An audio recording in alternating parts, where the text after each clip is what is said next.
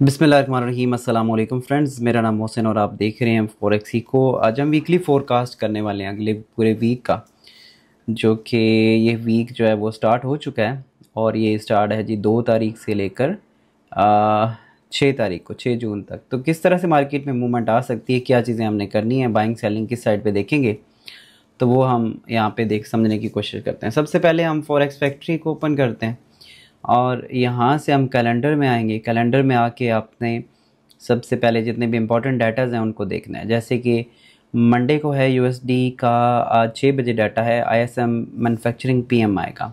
उसके बाद Fed chair जो है पॉल, उसकी स्पीच भी है। फिर उसके बाद यूएसडी का नेक्स्ट डे है जी जॉब ओपनिंग का। फिर एडीपी नॉन फार्म भी आ रहा है इसमें।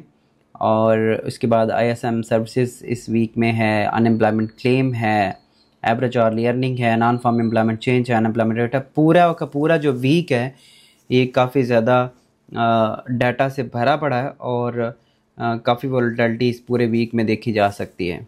ठीक है, तो इसको हमने किस तरह से इम्प्लीमेंट करना है, क्या चीज़ें देखनी है, वो हम सबसे पहले देख लेते हैं। आज मार्केट ओपन होते ही देखें गैप अप में ओपन हुई है, सबसे पहले तो ये चीज़ है। और तो ये एक बुलिश सिनेरियो जो है ना वो चल रहा है, क्योंकि कुछ यूक्रेन और रशिया के हवाले से भी कुछ न्यूज़ है मार्केट के अंदर, तो वो भी एक बुलिश मोमेंटम भी है और इसी वजह से I think so aggressive movement सुबह के टाइम ही हुई है मार्केट के अंदर। ठीक है, लेकिन हम थोड़ा सा डीपली एनालिसिस करते हैं इसको। और यहाँ पे सबसे पहले क्योंकि मंथ एंड हो चुका है, तो मंथ एंड की कैंडल को अगर आप देखो तो इसको मैं थोड़ा डिलीट कर देता हूँ। मंथ एंड की कैंडल को देखेंगे तो लास्ट जो कैंडल बनी है ये डोजी कैंडल बनी है लास्ट पूरे मंथ की। काफ़ी टाइम के बाद अगर आप देखोगे तो एक अनडिसीजनल कैंडल है जो कि एग्रेसिव बाइंग के बाद एक बनी है।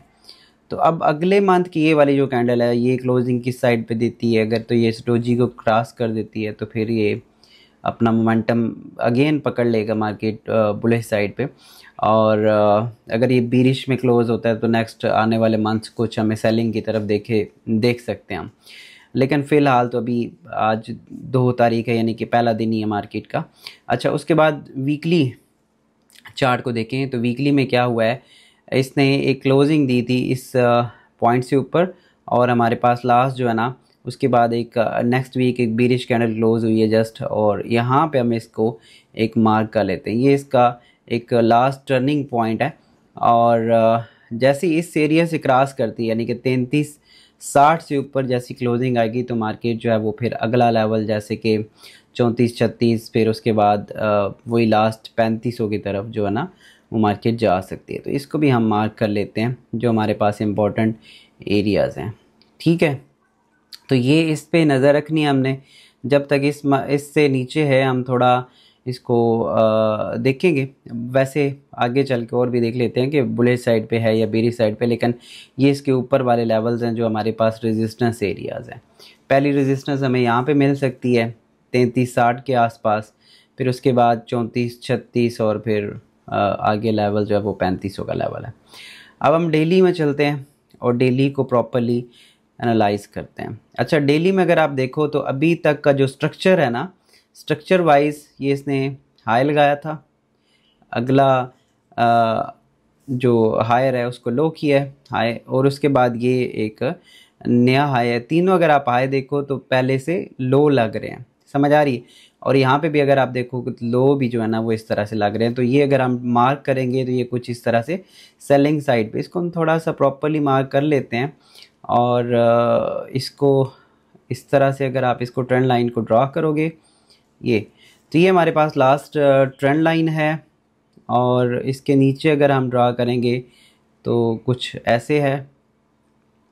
ठीक है, और यही हमारे पास एरियाज़ हैं जिनके ऊपर मार्केट जो है ना वो प्ले कर सकती है।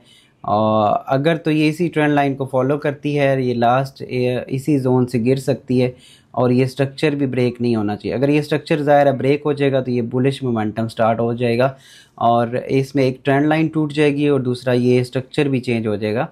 तो ये इसके ऊपर क्लोजिंग नहीं आनी चाहिए अगर इसने सेलिंग रहना तो यहाँ से नीचे मार्केट गिर सकती है, नीचे 3000 की तरफ दोबारा से आ सकती है अगर इस एरिया को सस्टेन करती है। तो ये एरिया बहुत ज़्यादा इंपॉर्टेंट है। इस टाइम 3327 के ऊपर ट्रेड कर रही है मार्केट, तो 3360 और ये ट्रेंड लाइन आपने ध्यान में रखनी है। अगर ये ट्रेंड लाइन ब्रेक नहीं होती तो यहाँ से सेलिंग है और काफ़ी लंबी सेलिंग आ सकती है यहाँ तक, ठीक है 3000। और ये एक नीचे भी डेली में अगर आप चेक करोगे ना इस एरिया को, तो ये एक बहुत अच्छा जोन है जो कि डबल बॉटम बन सकता है यहाँ पे, और फिर यहाँ से एक काफ़ी बड़ा मोमेंटम बुलिश साइड पे प्ले हो सकता है। तो ये होने के मार्केट में चांसेस हैं अगर इस एरिया को होल्ड करती है तो। लेकिन ये एरिया अगर ब्रेक हो जाए तो ट्रेंड लाइन ब्रेक हो जाएगा, स्ट्रक्चर चेंज हो जाएगा, तो दैन बुलिश साइड पे फिर हम इसको देखेंगे। लेकिन यहाँ पे कुछ रिजेक्शन आती है तो देख सकते हैं इसको, और ये अगर डबल बॉटम यहाँ पे बनता है तो दैन फिर ये इस तरह से ऊपर मार्केट निकल सकती है। तो ये इस एरिया पे अभी हमने आज नज़र रखनी। उसके बाद H4 में चलते इसी को देखते हुए। देखिए मैं आपके सामने ही फोरकास्ट कर रहा हूँ, सारी चीज़ें आपके सामने कर रहा हूँ ताकि आपको समझ आ सकें और उसी हिसाब से फिर आप इसको देख सको। ये एक H4 के अंदर जो है ना वो इंटरनल स्ट्रक्चर भी है।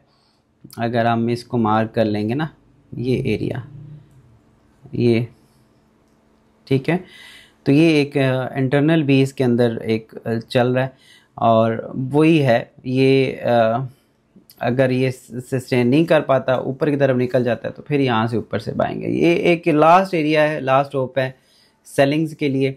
अच्छा, लेकिन अगर ये ब्रेक कर देता है, इससे नीचे आता है 3260 से नीचे अगर क्लोजिंग दे देता है इस तरह, नीचे यहाँ से गिरता है 3260 पे आता है और इसको क्लोजिंग दे देता है नीचे, तो देन फिर हमें लॉन्ग टर्म सेलिंग यानी कि 3000 की तरफ जो है ना वो सेलिंग दोबारा से देखने को मिल सकती है। तो ये एक रेंज है, इम्पॉर्टेंट रेंज है, जिस साइड पे मार्केट इसमें निकलेगी वही जो है ना वो प्ले हो जाएगा। तो ये एक फोरकास्ट था। हम जुलाई में काफ़ी ज़्यादा चीज़ें करने वाले हैं। कुछ मसरूफियात मेरी ऐसी हैं कि मैं एक तो लाइव नहीं आ पा रहा, आप सब दोस्त पूछते हो और बहुत शुक्रिया आपका, आप लाइव का वेट कर रहे हो।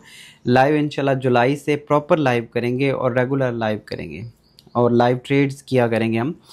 तो इसके अलावा हम थोड़ा और भी चीज़ें देख रहे हैं, तो जुलाई के आप थोड़ा सा वेट कर लें। कुछ मेरी अभी ट्रैवलिंग है जून के अंदर भी, ईद के बाद कुछ कंट्रीज़ के अंदर, तो इस वजह से थोड़ा सा बिज़ी शेड्यूल चल रहा है। लेकिन इंशाल्लाह फ्यूचर में आप बहुत ज़्यादा चीज़ें इसमें देखोगे और रेगुलर जो है ना वो इसमें हम कंटिन्यू करेंगे। अपना बहुत सारा ख्याल रखिए, मिलते हैं नेक्स्ट वीडियो में। अल्लाह हाफ़िज़।